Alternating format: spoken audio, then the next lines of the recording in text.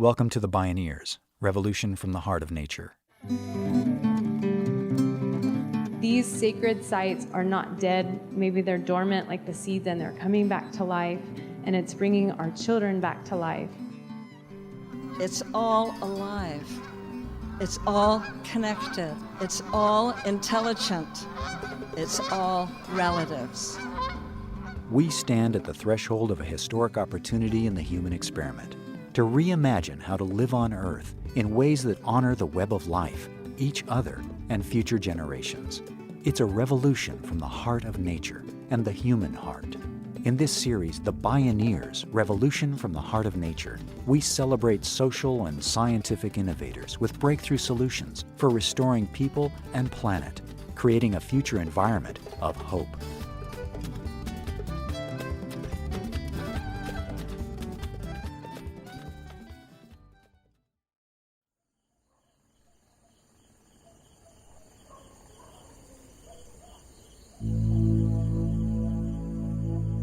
A new vision is emerging, but we have to look back. Despite centuries of sustained oppression against our collective existence as Indigenous people, we continue to represent over 5,000 languages, cultures worldwide. Indigenous people have retained our traditions and our distinct cultures, economic and political structures. And through centuries of oppression, colonization, and attempted assimilation, our people have survived and persevered.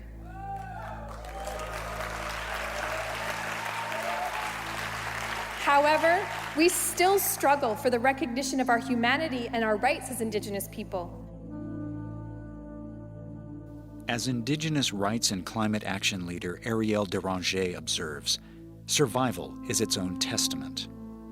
Despite centuries of genocide, colonization, and the systematic destruction of their cultures, Indigenous peoples today are experiencing a renaissance. There is a widespread intergenerational cultural renewal, reinvented for 21st century realities. At the same time, there's dramatically rising political action to secure lands, human rights, treaty rights, and the sovereignty that supposedly is theirs in the first place. The stakes could hardly be higher. These ongoing struggles by First Peoples could well decide the fate of the Earth. Native peoples are the guardians of lands that are a key strategic source for the future of energy, both dirty and clean. Indigenous lands hold as much as 80% of the world's remaining biodiversity. And in many places, First Peoples still carry invaluable traditional knowledge the world badly needs today. In this half hour, we visit with three courageous and visionary Indigenous leaders working at the growing edges of this renaissance. This is A Path Home, Restoring Native Lands and Traditional Ecological Knowledge with Athabascan political activist Eriel Deranger, Amah Mutsun Tribal Chairman Valentin Lopez, and Chemehuevi culture bearer Cara Romero. My name is Neil Harvey. I'll be your host. Welcome to the Bioneers, Revolution from the Heart of Nature.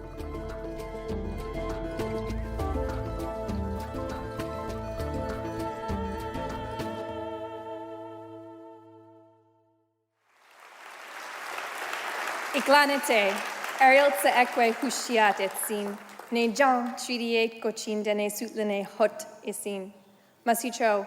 My name is Eriel Tseekwe Deranger, and I'm from the Athabasca Chipewyan First Nation, the Kaitale Dene Sutlene, the people of the willow, a reference to the delta where my people have lived since time immemorial. Eriel Deranger works tirelessly to defend her Athabascan people's right to survive, as well as the rights of all First Peoples. As a leader in the Idle No More movement, she helps direct the tar sands campaign to protect Earth's climate and the fragile ecosystems and wildlife habitat of Canada's famed northern boreal forests, which face annihilation by this monster fossil fuel development. It also happens to be her home. Eriel Deranger spoke at a Bioneers conference. My people's rights and culture are in the crosshairs of the largest gigaproject on Earth, the tar sands. The legacy of this project is one of contamination and out-of-control pollution that puts us all at risk. It consists of toxic lakes that cover 240 square kilometers and seeping contaminants into the river systems that my people rely on. It creates as much greenhouse gas emissions as all of the vehicles in Canada combined. And if left unchecked, it could double, if not triple. It's out of control. Canada's Alberta tar sands region is among the planet's 3 largest carbon pools. Scientists agree this dirtiest type of oil absolutely must stay in the ground. Eriel Deranger's people's ancestral lands are just downstream. She had decided to move her family back home after many years away. Then her friends warned her, things aren't the same anymore.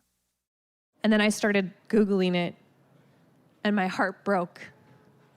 And then I went there, and I felt like not just my history had been erased, but my children's future had been erased. And that's when I was like, it's not going to go all the way through my territory. My children need to know what the sound of birch trees in the wind are like, what the sound of the rivers are like, what the air smells like, what the fish tastes like. And I want my children to be nurtured to understand their identity, and those are the things that drive me forward. And it's not just my kids, it's the kids that live in those communities. In my community of Fort Chipewyan, there was a kid that told his dad, when he put food on the table, he would say, "Is that from the grocery store? Did you hunt that?" And his dad said to him, "Why, son?" And he was 7 years old. And he said, "Because I don't want to eat the wild fish because I don't want to get cancer and die." What kind of reality is that for our children? That doesn't just rob him of that fish, that robs him of his future and his identity as an Indigenous person. That is what we are fighting for. Fighting to protect her ancestral land comes naturally to Eriel Deranger. Her parents were members of the American Indian movement in the 1960s and 70s. She accompanied them in protests and sit-ins. They taught her about the treaties between her community and the Canadian government to protect their land and rights, treaties that have been systematically violated. The tar sands project proved to be a tipping point, igniting a global movement. Arising initially as a mass movement of Canadian First Nations communities, Idle No More morphed at lightning speed into a worldwide network of over 700 chapters of diverse activists across Canada and the U.S. The purpose? To protect Indigenous lands and rights and keep the oil in the ground. We've all become Idle No More. The whole idea behind that name is that our people had signed these treaty agreements in Canada, and we believed that they would be upheld because we upheld our part of the bargain, which was to let them share our land with us and live in peace with us and not have the American Indian wars that were happening here in the United States. You know, our elders told us over and over again, they will live up to this agreement for a really long time. And when people did rise up, they were oppressed with the heaviest hand possible. Past systems were put in place in Canada that oppressed our people, where we couldn't leave our reserve lands in a time of drought. There was no food on our communities. People were starving and dying, and they couldn't even go out to hunt. And there were all sorts of tactics that were imposed by the government to oppress us and basically annihilate us. Genocidal tactics through policy in Canada is what they did. And so for many, many years, our people became afraid to speak up against the colonizers. They rounded up the children of the Indigenous populations and they put them into schools, boarding schools away from their families, and they tried to school the culture out of us. And so through that, there was a generation of a loss of culture and identity as Indigenous peoples. We're like the first generations to not go through residential school.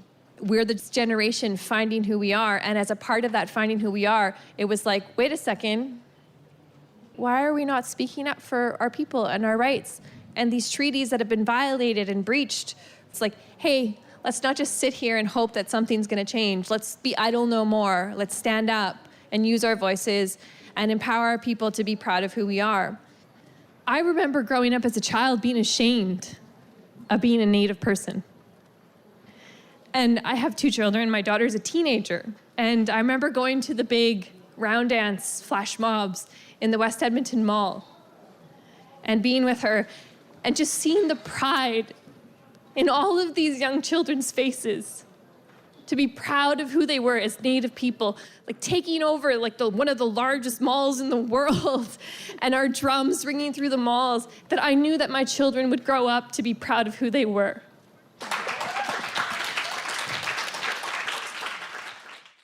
As the communications manager for the Athabasca Chipewyan First Nation, Eriel Deranger works with diverse Indigenous and non-Indigenous allies, traveling the world speaking, organizing, and sometimes litigating.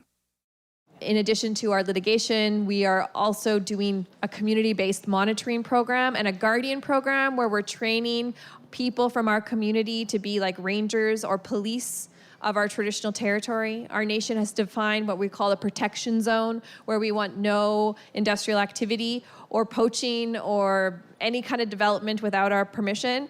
And there are nations that are building their own energy sovereignty programs. That movement is sparking across all of North America, and many nations are utilizing the frameworks of our rights as Indigenous peoples and the sovereignty and control that we have over our lands and resources. So that's definitely something that's been happening. It hasn't been easy, though. It seems like it should be a no-brainer on paper, given that it's like written in laws, but states actually enacting or respecting laws historically, as in most cases, hasn't happened unless it's benefited those that are in power. So it's actually about trying to challenge the systems of power, because without challenging those systems of power, laws are meaningless.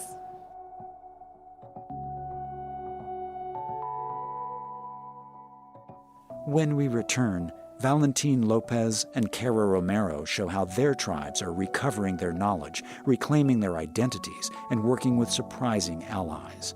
Plus more from Eriel Deranger.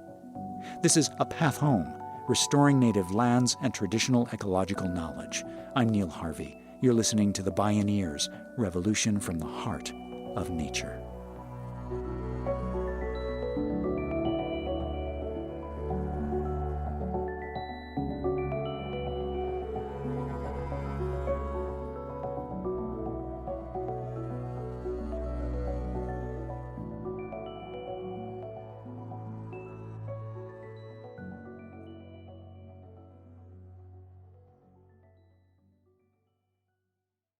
To explore all available Bioneers radio shows, podcasts, and video programming, and to hear more from Eriel Deranger and other guests in this show, please visit Bioneers.org.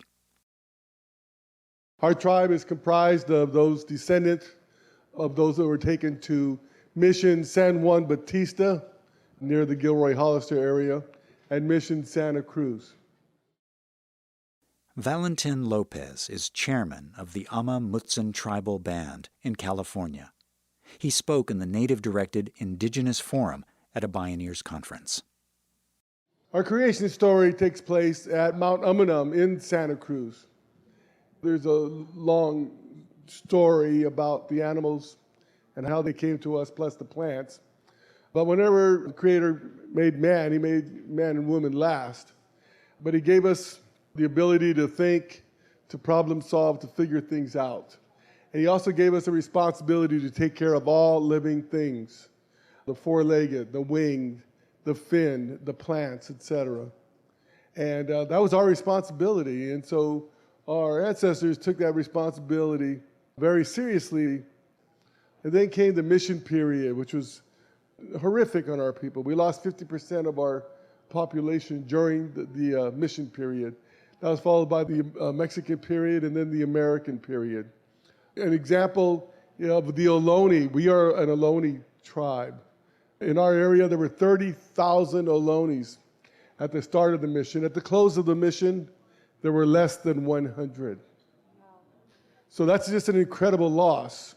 In all honesty, we lost a lot of our Indigenous knowledge for land stewardship, land management, knowledge of the animals, knowledge of the plants, etc. Despite their unimaginable losses, Indigenous peoples are reclaiming their identities and cultures with an eye on future generations. At the heart of everything is the land. To restore this essential relationship, Valentin Lopez and the Ohlone people are forming land trusts and partnerships with non-native allies. In 2006, we were having a council meeting, and the elders came to us and they said, our creation story tells us we're here to take care of all living things. And Creator has never rescinded our obligation. We need to find a way to get back on that path. And so we talked about it among council members and talked about it with elders, and we didn't really see a path, but we just believed and we prayed and we held ceremony. And 5-6 months later, we get a call from the superintendent of Pinnacles National Park. And he had just transferred in out of the park that he had just left from. They had a wonderful relationship with the Native Americans there. And he wanted to continue that at Pinnacles National Park. They had huge stands of deer grass and white root sedge, which are very important for basketry material. They had big fields of native seeds like red maize, for example. That's a very important food plant for us. So we started going out there and working. And then our elders and our members started going out there. It wasn't unusual to see on a weekend 75 of our members out there working to try and work with the lands and to relearn our traditions. From there, mushroomed other opportunity. We started talking to state parks. They heard what we were doing, and state parks wanted to work with us. Stanford, Berkeley, UC Santa Cruz wanted to work with us. Other land trusts wanted to work with us. And we started pulling things together, started getting our youth involved as far as trying to find jobs of stewardship for them so that they can work and restore that relationship with Mother Earth. And it's gone wonderful. In 2012, we developed our Amah Mutsun Land Trust. We don't own any land at this time. We hold an easement, and we have 265-acre parcel that we have designated as a cultural preserve with state parks, and that allows us to co-manage it with state parks. We do a lot of restoring our lands using the science, but also we talk to our tribal neighbors to the north, southeast, to try and trade knowledge or to gain the knowledge they have. We feel that we found our path back. We have historic trauma where we have high rates of suicide and addictions and stuff like that, but we're finding that getting back on the path of our ancestors is helping us address those kinds of needs. And so we think long-term there's going to be incredible benefits. The Amah Mutsun now have tending and gathering permits for over 100,000 acres. They're also working with the UC Santa Cruz Arboretum on a large 55-acre Amah Mutsun garden. At work and learn parties, people relearn traditional practices and then restore native plants in their traditional territories. They're ultimately aiming to acquire land to resettle tribal members, and some surprising partners are showing up. Education is a critical component of our tribe. We do a lot working with public to teach them our traditional native land stewardship ways, because we want them to learn those ways, because we feel that way of caring and stewarding is what's going to protect us and allow us to be sustained into the future. And so we do a lot of things, like, say, for example, we have a great relationship with the Girl Scouts of America. How do you like that? We have State Cultural Preserve, we have near Año Nuevo, the Girl Scouts, they have 2 camps in the mountains up there in Santa Cruz Mountains. And so we regularly go up there and talk to them about our traditions, our ways, our history, and they always put activities in there, how to make tule boats, how to make abalone necklaces, and teaching them traditional songs, and talk to them about the importance of relationship and praying and talking and having ceremony with the plants. We do that with them. We have lost a lot of our traditional tech, our traditional ecological knowledge of our land systems by design. I mean, we were almost totally erased. It's amazing that against all odds, any of that stuff exists at all. Cara Romero is Chemehuevi from the Mojave Desert in California and formerly served in the Tribal Council. A self-described culture bearer, she's director of the Bioneers Indigenous Knowledge Program and the annual Indigenous Forum. While it's embarrassing, it's also a great virtue to have humility, right? And part of our cultural work was humiliating. Learning from maybe non-natives or learning from our tribes adjacent, knowing that you would hear things like, that's not the way that Chemehuevis do it, you know? But we would borrow from them anyways because ours were gone. And what's so wrong with that? They're really close to us and they're using the same traditional resources, and maybe we have to adapt in order to be resilient, and maybe there's nothing wrong with that. And when I think I adopted that mindset, you know, it strengthens our intertribal relations. You know, we've heard beautiful stories like the star navigators from the Pacific Islands that came not from the Hawaiians, right? You know, they borrowed traditional knowledge from their adjacent islands, and, you know, it was like cutting a sapling from somewhere else and replanting an ancient orchard. You know, it all came back and it was all okay. Cara Romero says that tribes like hers face many other complex challenges resulting from land loss and the fragmentation of lands and jurisdictions. Most tribes have severely limited resources, yet they're managing small sovereign nations whose traditional territories can range over thousands of miles. The lands are usually an incoherent patchwork of public lands partly managed by the Federal Bureau of Land Management or the state. The BLM often requires the land also be made available as recreation areas for the public, which is highly problematic if you're protecting sacred sites, delicate ecosystems, and cultural heritage. For us down in the Mojave Desert, we have these encroaching off-road vehicles in San Bernardino County, and they really like virgin territory. It's extreme, right? And Mojave Desert and ancestral Chemehuevi, Mojave, Serrano, Hualapai territories are like some of the most pristine biodiverse areas, and they're totally undeveloped. They have everything that we need to exist, and people think that because they don't see a lot of people per capita that nobody lives there. And there's this tiny microderm, topsoil down in the Mojave Desert, and it's how the seeds lay dormant for like 20 years, but when we get a rain in Death Valley, these flowers that have never bloomed, that maybe I've only seen once in my life or twice in my life, they come alive, right? There's so much symbolism there. When these ORVs go over the terrain, it's corrupted forever. This topsoil is like an eggshell on top of this like fine powdery dirt. And so when that topsoil is corrupted, not only is that seed corrupted, then this glass, right, of sand that lacerates the lungs of not only humans, but our desert tortoise and all of our migratory animals are also corrupted through these off-road vehicles.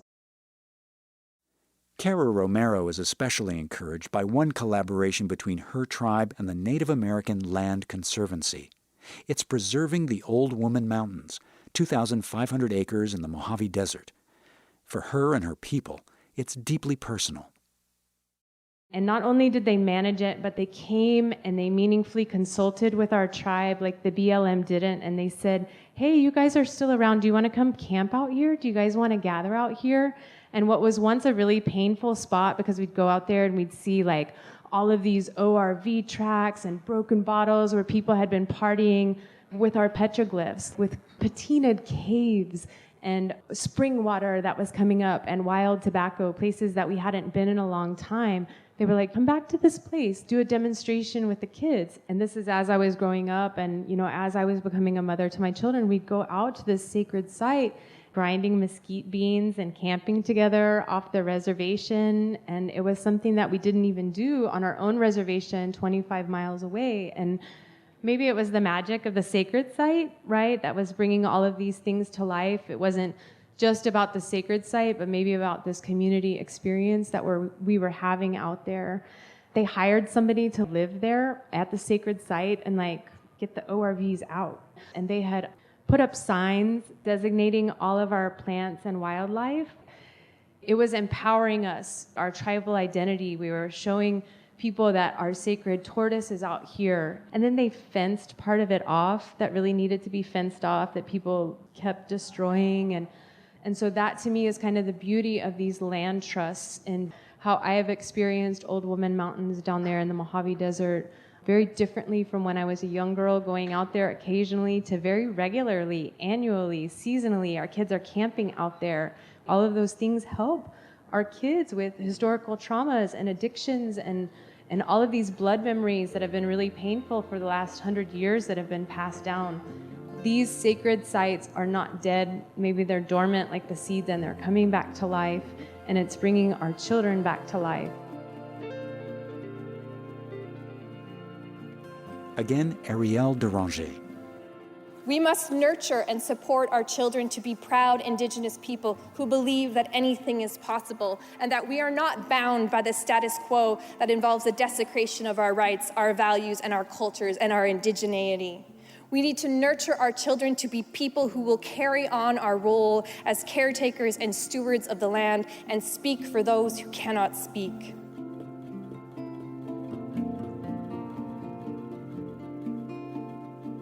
Eriel Deranger, Valentin Lopez, and Cara Romero. A Path Home, Restoring Native Lands and Traditional Ecological Knowledge.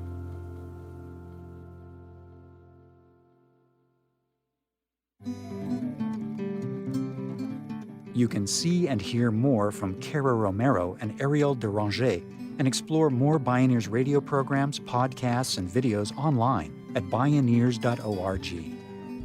For information on attending the National Bioneers Conference and Bioneers events in your area, please visit Bioneers.org or call 1-877-BIONEER. The Bioneers Revolution from the Heart of Nature is a production of Bioneers and Collective Heritage Institute. Executive producer, Kenny Ossobel. Written by Kenny Ossobel. Senior producer and station relations, Stephanie Welch. Host and consulting producer, Neil Harvey. Program engineer, Emily Harris. Production assistants, Tina Rubio and Melanie Choi. Our theme music is co-written by the Baka Forest people of Cameroon and Baka Beyond from the album East to West. All royalties from Baka compositions and performances go to the Baka Forest people through the charity Global Music Exchange. Find out more at globalmusicexchange.org. Additional music was made available by Sounds True at soundstrue.com. The opinions expressed in the Bioneers Revolution from the Heart of Nature are those of the presenters and are not necessarily those of Bioneers and Collective Heritage Institute, the underwriters, or this radio station. My name is Neil Harvey. Thank you for listening. I invite you to join the Bioneers in inspiring a shift to live on Earth in ways that honor the web of life, each other, and future generations. This is program number 1016.